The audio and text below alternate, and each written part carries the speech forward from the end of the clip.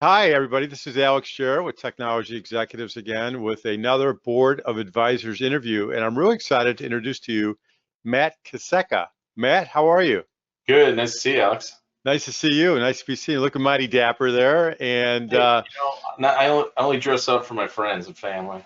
that's good. Okay, well, we're all friends and family on this interview here. Yeah, So right. we appreciate you. And, I've known Matt for many years now, and we became friends. And he was involved with us in the last iteration of Technology Executives Club when we were doing events all over the Midwest. And Matt came to a number of these. And his company also does the IT work for us, but he's also a very interesting guy, which we'll talk about in a minute. And so I'm really pleased to introduce you all to Matt. So say hello to Matt if you're Nice to watching this. meet everybody out Yeah. there in the virtual world. Yeah, All right, welcome. well let's get to it. So let's talk a little about your background and Yeah. why this is even, a fit for you. If you met Matt, he's a great guy. He's a lot of fun. Matt actually has a tremendous, I would say, pedigree or background. First of all, his education, he went to MIT, right? Yep. Yep, you went Yeah, to I worked MIT. out. Yeah, I made the cut. I made the cut. And Rubber you champ. finished. Yeah, yeah. Then you finished. You went to MIT, got a master's in entrepreneurship, which is amazing. And prior to that, you were at Elmhurst and got a BS, MIS in business. So you were trained for the Yeah. IT business, is what I'm reading. Yeah, Originally. I'm one of the lucky ones. I was talking to someone about this the other day, Yeah, God, dude, we're aging ourselves, but my uncle had some money, he had a TRS 80, and I would go out there and go horseback riding. yeah, He was out in the country. yeah. And I got hooked on, I was programming, whatever age that is. I don't know, seventh grade, whatever that is, Yeah, 13, 12. yeah. But I was programming in GW Basic, like lunar landers and things like that. And I just Oh, thought yeah. everybody knew how to do it, right? And I thought it was really interesting. You could put these letters and things in and these instructions, and you could get this like rocket to come down at a certain velocity and thrust. And so that's how I got started. And so from that point forward, I always knew I wanted to be in computers, do something with computers. And when I went to college, I realized at first I was thinking programming, but I'm Yeah. more of a people person. Mhm. And so I had a really good mentor at Elmhurst College, Jim Dower, love that guy. Oh, And shout out to Jim. And he's like, you're more of a people person. I think you should look at management information systems. And so interesting. that's what I got my degree in business and MIS from Elmhurst, ISSC scholar. So that helped out with college and things like that. But terrific, terrific organization over there at Elmhurst. And now it's That's Elmhurst University.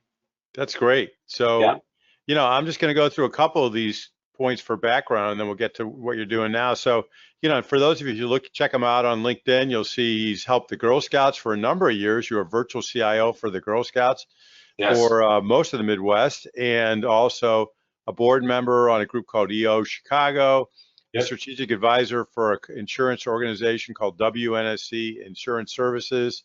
And early in your year, you were actually a consultant at a firm we both know, mid-sized firm. I think they're national, Greenbrier and Russell. And you were in MIS consulting, or back then, information Back systems. then. Yes. Yeah, Yeah, they were consulting. my first taste. They took me in.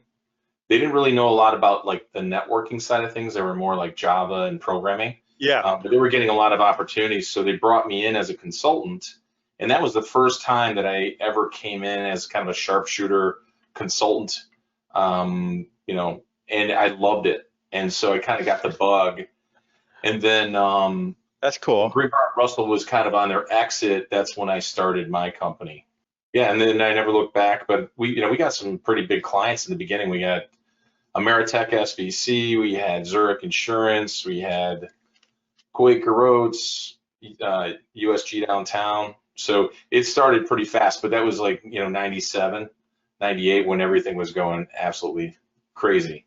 So you were So doing that's when we, MIS/systems consulting and really helping them with business process design and implementation, I assume, stuff like that, right? yeah, in the beginning it was more tactical, right? Uh-huh. But well, really MIT, when I went to MIT, that was the game changer. So that's when I kind of shifted my focus from all technology to business and integrating the business strategy with the technology that was out there. Because what I noticed and what I kind of realized That's interesting. within myself and my company when we made some changes after having that experience for 3 years, was realizing that technology is great, right? The new stuff, the shiny, worrying stuff, okay, you know, quick ROI, look at how much money you're going to save or how much efficiency.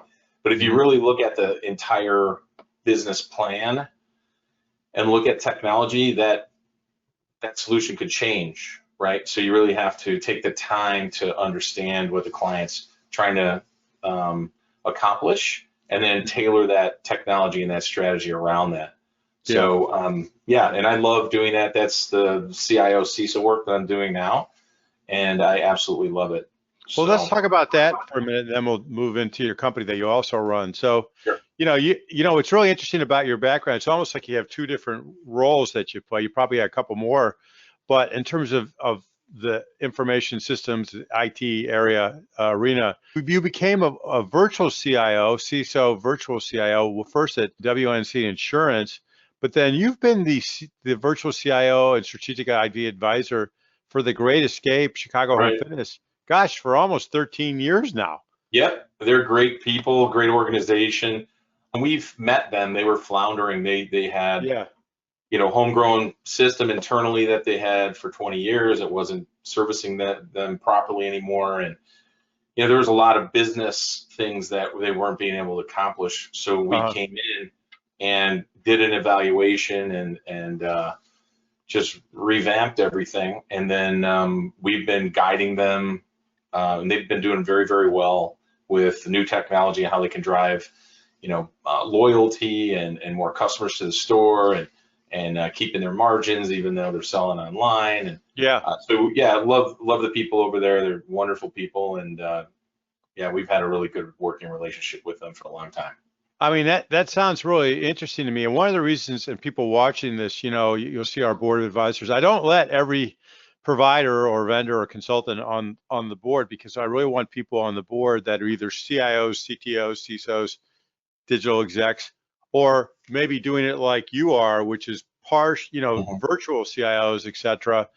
I think that really distinguishes you from other consultants that we talk to. I mean, you're not just talking the talk, you're walking the walk too every day with this organization, and they're an actually pretty big organization. How big are they? Is there a measurement you're allowed to share, like in terms of stores and number of people? I think they're probably 275 million a year in revenue. It's a big company. 5 states, 30 locations, maybe a few more if you include the warehouses.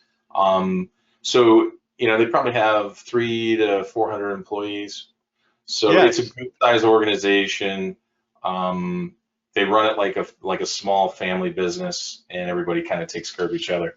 So that's really cool. Yeah, and it's kind of nice. And after you know, time, you feel like you're part of that family and you're part of the decisions, and they really listen, and they really, you know, take heed and anything that we tell them that like this is important, and you know, we move forward on it. And so those values, those family values, have continued through the generations. Is that what you're telling me? They're still able to maintain that? Yeah, this is third generation. That's pretty. I tell you, that is an amazing story. Yeah, you know. Reed Pohl is the CEO. He's third generation, and he's doing a rocking job. He's doing a great job. That's great. And as a virtual CIO, that's basically for these mid-size, I would say medium to mid-size companies. I don't want to say small, like 5 people, but mid-size company that, like what's SMB? What we find is clients in the 50 user to 800 users, 1,000 users. Usually they have, at the higher end, they usually have like a CIO or a director or something like that. Yeah. We work well with directors. If they don't have their own director or CIO, it's very expensive out there right now. And that's a huge payroll, you know, bump. So what a lot of people will do is like, hey, I just need you a couple days a week. Or I need 1 day a week, or I need you to review this stuff. And let's go over and make sure that we're on the right path once a month. And then you have some where we'll get calls, usually friends of mine in the industry. They're like, hey, I've got this contact, this customer, this friend. They're in really bad shape. The CIO left because they kind of figured out the person wasn't doing anything. And then we'll come in and we'll put our systems and processes in place and I'd say within 6 to 8 weeks, everything's running. Obviously, we talked to a lot of the CEOs of huge companies that are in our organization. We have, other firms that work with some of these huge organizations. What I find really interesting about your story is like you see these companies that grow, right? And they probably bootstrap their way up and whatever. All of a sudden, they're a bigger company and they need professional management to come in. And so let's go back to what you talked about earlier, which was a strategic plan and what their vision is. And I mean, you started talking about that as we were just talking about, your MIS degree, and then we'll go into your company. But it seems to me that the real value added is you've worked with these big companies, but also these mid-sized companies. You can help them take their business process and turn it into a process that's more of a technology automation or business process. It just makes sense, right? Because you use the technology to build the process and the systems, so then your workers have everything laid out, right? Every employee, and they know what to do and how to do it every time. And if there's an exception, they know what to do then. Yeah. And if your email is up and down, or your web apps are up and down, or things aren't integrated and they have to do things manually and stuff, that just is a rough path for your employees, and everybody puts up with it. But they, if they had, I said, if you had a magic wand, what would you change, right? Like, just tell me, what would you do? And then they think it's impossible, and you're like, nah, we can do that. This is how we do it, and here's the path. So that's very rewarding for us. I bet it is. Now let's talk about your company. It's called Networks Consulting Resources. And just net, what is it you all do, and how do you help people? Sure. So Networks Consulting, we've been around for a long time, 26 years now. So I think we're one of the OGs, but we currently, our main focus is managed services, MSP. We also do cybersecurity strategy around that, SOC 2 audits and preparation for an audit. And then we do the CIO, CISO work for companies. So it's fruit, from front to back. Yeah. And who would be the perfect customer for you? Yeah, our personas. I'm watching this and I'm like, oh my God, light bulb. I should call them. Yeah. Who would that be? What I would say, it's the company with 50 to 200 users that doesn't have a good working relationship. It's almost like and what I see out there when it's a good fit for us, maybe if you feel like it's there's some animosity between your provider and you, and you're asking for things and you're not getting what you want back or the answers that you want. Those are the kind of people that gravitate towards us, because we're good listeners. We understand what your frustrations are, and then we work to make that go away. Now, there's varying levels, right? The larger companies that have existing IT departments. Yeah. And I've been there, and you're doing so much work that you can't improve. You're working on the business, not in it, right? Yeah. And they don't have the skill or the tool set to look at it from a business level, right? They're good at what they do. They're technicians, and usually directors were technicians that just got, escalated up the ladder. Yeah. And they don't have that business mentality, so they bring us in to look at the environment and just tweak it and improve it. So we have two different levels, right? We have the customer that just wants things to work, and technology should be easy, and our mission statement is happy clients. So we do whatever we have to make them happy. And then you have the co-management, where you have much higher vibration, technically speaking. And then we can run at that level as well, and also bring a great value to the existing IT department. So my thing that I tell the IT department people is, hey, when was the last time you went on vacation and nobody called you? Nobody raises their hand. Everybody's like, yeah, I was at Disney. I had to open up my laptop. My kids are eating their, Mickey Mouse chicken nuggets, and I'm trying to get into a router and do it. And my wife's looking at me like she's going to kill me. That was my story, actually. And so when That's interesting. Yeah, when we co-manage, I said our goal is to make sure your phone doesn't ring on vacation. We're going to document everything. We're going to know exactly what you know, and you go on vacation and we'll take care of it.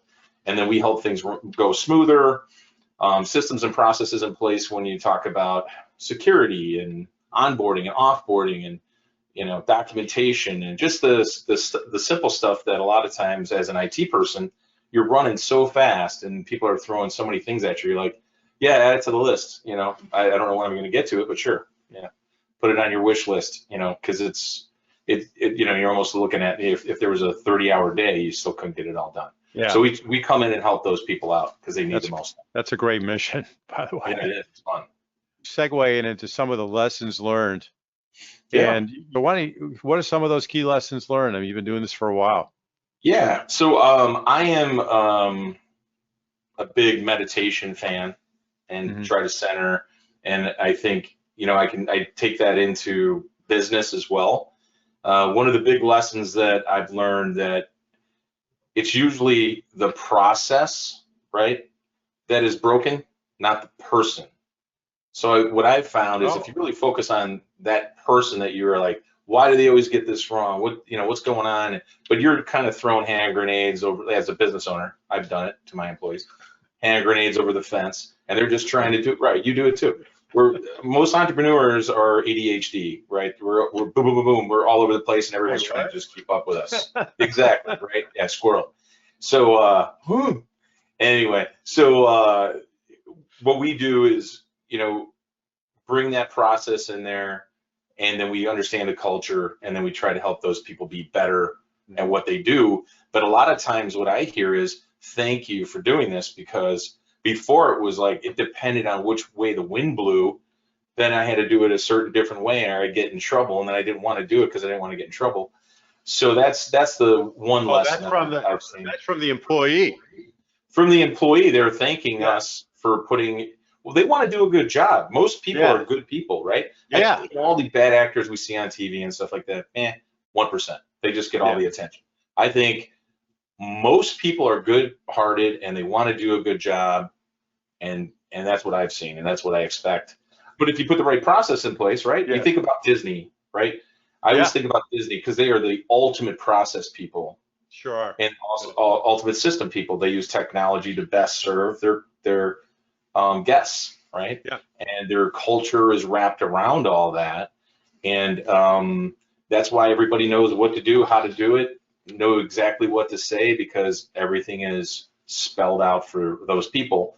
And the ones that pay attention, they succeed. Everything's great, and that's why I think Disney is probably one of the best ones to look at. Yeah. What was that quote about at the beginning? I like that. It's usually the process, not the person. Yeah, that's a great quote. I like that. That's a good one. Yeah. All right, so top that. What's next? So I like this one. So this one is very philosophical, but it's namaste. It's better to understand first than be understood. So what that means is not speaking as much and hearing what they're saying, asking clarifying questions, and then when you truly understand, because and I do this all the time, and you know it, because I do it to you, is I'll I'm almost guessing what you're gonna say, right? Never. Like, oh, is it this? And I never do it to you. I can't stand it myself, and it's coming out of my mouth, and it drives me nuts. So with that philosophy of just take a deep breath, it's okay for the pause and listen to what they have to say, and then once you get all the information, then come up with a solution if that's what you need to do, or just listen and have some feedback, you know. So is that Stephen Covey? It's kind of a Stephen Covey derivative. Yeah. Yeah, exactly. The 7 Habits. Yeah. Yeah, 7 Habits. Sorry. 7 Habits. Yeah. And I think a lot of us, especially with technology, everything's so fast. Yeah. And it's like, oh, like, you know, when you unplug, you go on vacation, everyone's talking a little slower, everything's a little, you know, easier going. That's the vibration I try to get in when we're having it could be a elevated conversation about something that has to get fixed right away, or it could be, you know, 6-month strategy, 12-month strategy. People want to be able to tell you exactly how they feel and what they want. And if you're smart, you listen, then you speak. I still feel like I'm learning that, but I try to remind myself on the regular. So, and then the last one is a lifetime of learning. Wait, can I comment on the last one? And I see some people that they have all the stress around them, all the same stuff that's going on, probably worse, crazy stuff, but they're laughing, they're Yeah. glowing, Chill. they're dealing with it, and they're enjoying themselves. And I think you just hit the nail on the head, because I've been thinking about this myself. Is like I'm happier today, even all the stuff I may have gone through with the pandemic and everything else. God bless Sure. everybody. And because I've been working on this same kind of stuff, but I think there's a way to get there where in your mind, so the world may be going faster, faster, faster, but you could still, like you said, Yeah, slow just down. focus on that one thing. Yeah. You can't keep up with everything around you. So just focus on what you can do. And just, Yeah. Yeah, I let the think rest you're onto go. something. Yeah, you can't control everything, and if you try, you're probably gonna have an ulcer. I'm So gonna I'm gonna start calling you Maharishi Matt. yeah, well, hey, Namaste. I'll take it. I'll take Yeah, it. I mean, take it. It's a Why not? compliment. No, I always thought it would be great to create a group, an executive meditation group, right? Oh, Because let's do that. executives, yeah, we're always stressed out. We're always freaking out. You have big decisions and That's a everything else. great, And you look around and dude. no one else is stressed out, but they're stressed out about something else, right? Getting their kids on time from daycare. Everybody is in the barrel. Everybody has their problems. But I think some of the lessons I learned with meditation and stuff really could pull me out of the, quagmire.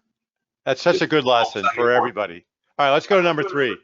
Yeah, lifetime of learning. So MIT was part of that. So never Yeah. stop learning, never stop growing. My dad was 92 when he passed away, and he was God bless him. always reading, and he was always like, "Hey, kid, check this article out. It's amazing." Yeah. And some of the stuff was really amazing. Like he was looking into energy that's coming out. This is before Tesla really kind of got its claws in everybody in a good way. Yeah. But yeah, I think I got that from my father and my mother, and you just got to keep learning. And I feel like you get a certain age, and I think some people just stop. They're just like, yeah, I learned enough. I don't need to learn anymore. But me, I'm like, hey, it can be fun stuff, right? Let's go learn how to ballroom dance, which I'm horrible at, but I try. Are you And doing that? I did with my wife a couple times. But no, just try to keep learning and things like that. And Google Analytics 4.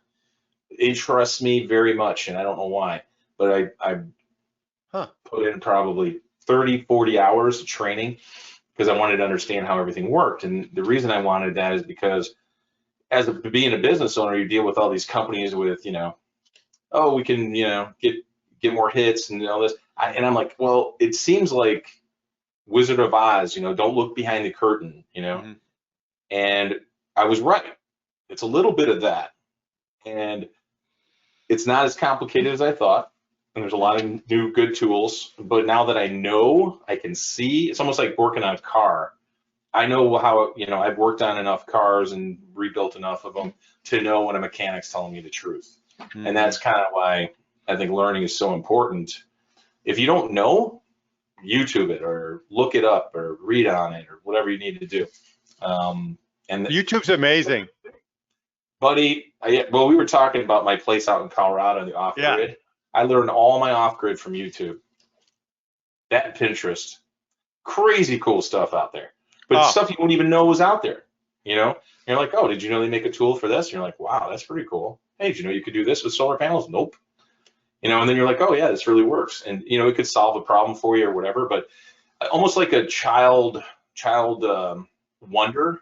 Childlike curiosity. Yeah. Pretty wonderful. The world is pretty wonderful. It is. And it's where, as a kid, you look in the grass, you're like, wow, look at all that little cool stuff, and everybody else is walking past it, But as a child, the world is wonderful. You want to learn everything you can about it. And I think if you keep that, leave a piece of it as you get older, I think life is much better. Life is good. Yeah. Wow. I'm telling you, I'm having fun in this conversation. Me too, Let's move to the last part of our today's discussion, which is, areas of interest and areas that you can help folks with.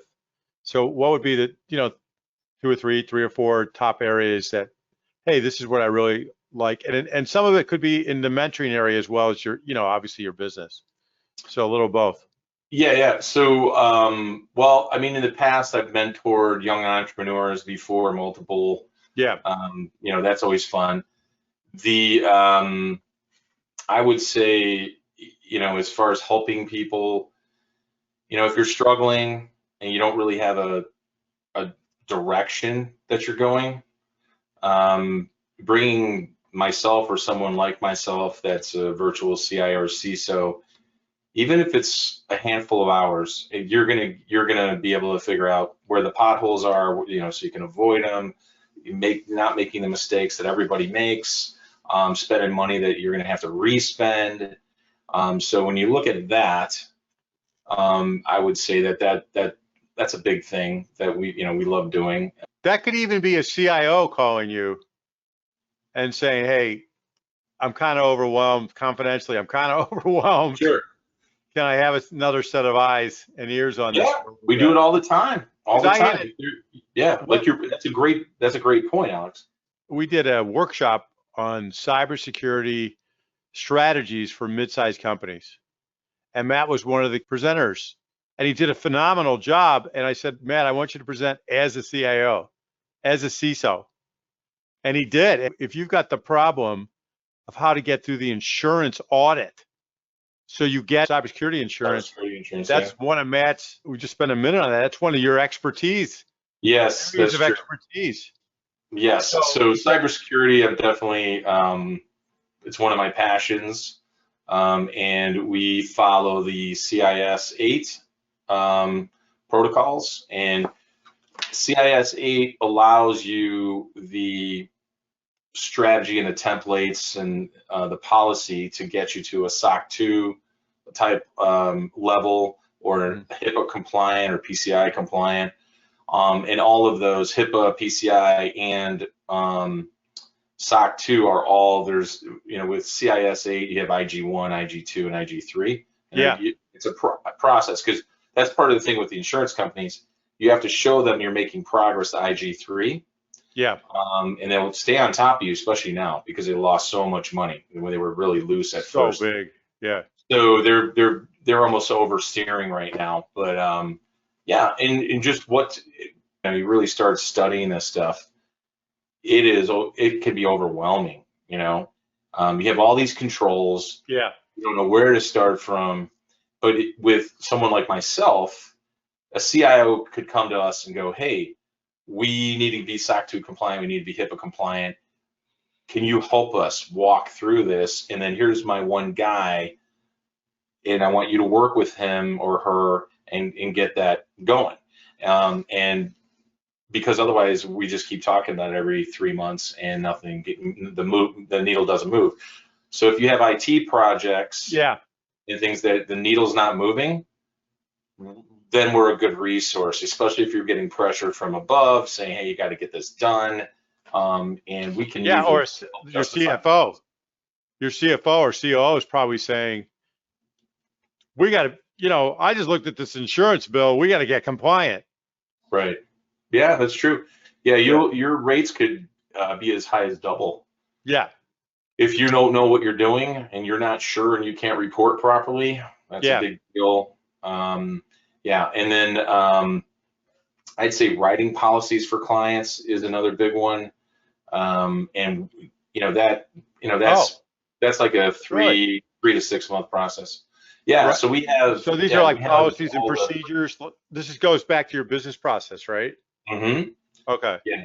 Yeah. So part of being compliant, right, cybersecurity compliant at whatever Uh-huh. level you want to be, you have to have all your policies in place, that says when, this is what we do to, and it usually speaks to that CIS 8 control. Yeah. So each policy addresses all the, Oh, I see. paramount controls. And so it says, for instance, asset management, right? Or patch management. And what I find very surprising is people struggle with patch management. Like, Hmm. oh, well, we have Windows doing that. Nope. If you don't have a dashboard where you can pull up a report and see, okay, I've got 500 computers and I'm at 89, I'm at 92% patching. Great. Why is this one red? Well, that's John's. He's important. We need to have someone call him and do it manually. If you don't have that information, you don't have that dashboard, you're it's just a matter of time before you spin out. Yeah. All right, so those are two really solid areas for you. What would be a third or even a fourth area that you like to help people with? I'd say the for smaller businesses, what we do is we'll do the procurement, communications, the wiring, the dispatch, all that. So it's all kind of bundled into one. Yeah. So a lot of clients with, let's say they have an MSP, flavor of the day. Yeah. Some of them do procurement, some of them don't. Yeah. You want it to be all. We want to make it easy for our clients. So I'd say that's the other thing that we do very, very well. The other thing too, kind of a share to the other CIO, CISOs out there, or leaders out there, is I do what's almost equivalent to a DISC test, a DISC test, a personality test for my people. Oh, is that right? Yeah, and what you can do, there's a quadrants, and you can tell where they flow in the quadrant and whether or not there's pretty good accuracy on whether or not they're going to work with your culture, right? Or if they're, maybe they're super loose and super visionary and they're, pie in the sky kind of person. Well, I wouldn't hire someone like that to be, an engineer for me. You know what I mean? So that's one thing that I do. So all the people that I have are good interpersonal communication skills. They fit on, they have the right seat on the bus when they get on there. Sometimes there's adjustments, but overall, it's a kind of a window into their soul and kind of see who they really are and put them in the right spot. Wow, that's really interesting. So they flourish. Mm-hmm. That's really cool. Yeah. What's really interesting is in this entire interview, we've talked a little bit about technology, but the more and more you talk about meditating and being in the zone and listening first, very servant leadership approach, servant leader-ish approach. And even now you talk about helping the right people go on the bus where they should be and where they can flourish. The other thing that I think you can help people with is people are struggling with their team or just in general, how to put something together, whether they're a CIO with their team or just maybe a fellow entrepreneur that's struggling. I think you'd be awesome at that because you really do have good advice. Thank you. I appreciate that. Yeah, I'd be happy to. Yeah, I mean, I non-formally, entrepreneurs talk to each other and share ideas and things like that. But I would love to connect with someone that was, kind of trying to find a path, and if I could help them, great. I find great joy in that. That's great. Yeah. Was there anything else you want to add? Because I think it's been an awesome interview. I think it's been great, man. I feel like you know me now, even better than before. I do. So does everybody else now. Yay. All right. It's all good. And for everybody to see. So in all seriousness, I do want to say thank you, Matt, and for becoming part of our community, becoming part of our board of advisors program. Really appreciate it. I mean, Matt has already went out of his way, volunteered to give a case study on the cybersecurity workshop. So if you're a member, make sure you go check that out. You'll see Matt and a couple other people gave great presentations, and I know he'll be on some of our episodes soon. We got to get your book for one. And just say thank you very much. We're grateful to have you involved, Matt. Hey, thanks for having me, Alex. Pleasure.